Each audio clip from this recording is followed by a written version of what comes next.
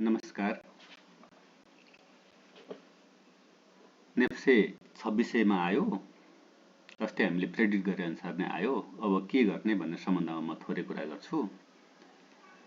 तपाईहरुलाई trading with हिमालमा स्वागत छ। म हिमाल कार्की। विगत 5-6 वर्षदेखिको मेरो अनुभवलाई, सिकाइको कुरालाई, मैले जाने बुझेका कुराहरूलाई तपाईहरुसँग प्रस्तुत गरिरहेको छु।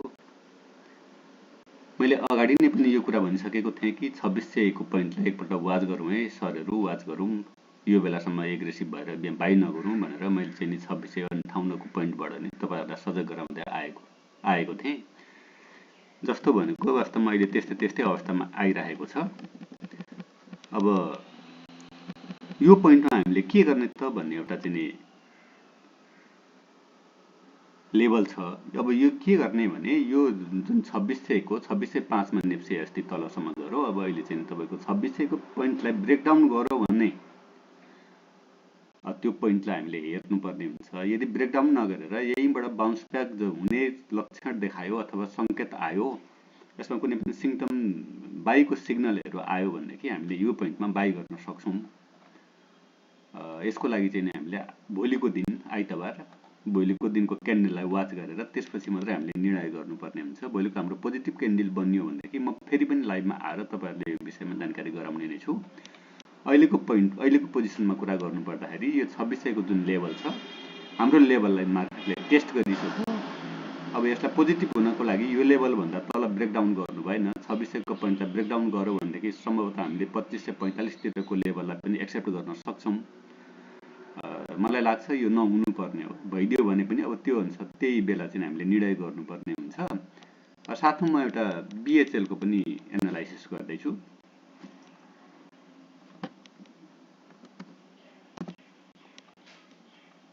बीएचएल अहिले चाहिँ करेक्सन राम्रो भइसकेको छ। यसमा चाहिँ थोरै साइडवेजको सिनारियो दिइरहेको छ। तपाईहरु लङ टर्मको लागि हेर्दै हुनुहुन्छ अथवा लङ टर्म पोजिसनको लागि चाहिँ सेट गर्न खोज्दै हुनुहुन्छ भनेदेखि लगभग चाहिँ नि 213 तिरको पोइन्टमा बाइ पनि गर्न सकिन्छ। तर अलिकति कति समय होल्ड गर्नुपर्ने भन्ने कुरा चाहिँ मार्केटले आफैले निर्भर गर्छ। सर्ट टर्मको लागि तत्कालै गेन गर्नको लागि चाहिँ एउटा चाहिँ बाइङ सिग्नल आएपछि अथवा भनौं यो चाहिँ तपाईको 225 को लेभललाई ब्रेकआउट गरेपछि मात्रै चाहिँ हामीले बाइ ट्रेडिङको लागि चाहिँ हेर्न सक्छौं। इन्भेस्टिङको लागि हो भनेदेखि अथवा लङ टर्मको लागि गर्न सोच गर्दै हुनुहुन्छ भने 210 देखि लिएर 12-13 को सम्मको पोइन्टमा किनेर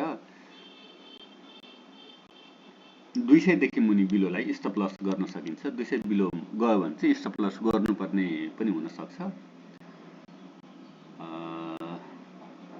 है त सरहरु, म फेरि पनि अब चाहिँ तपाईहरुलाई इन्फर्म गर्ने छु।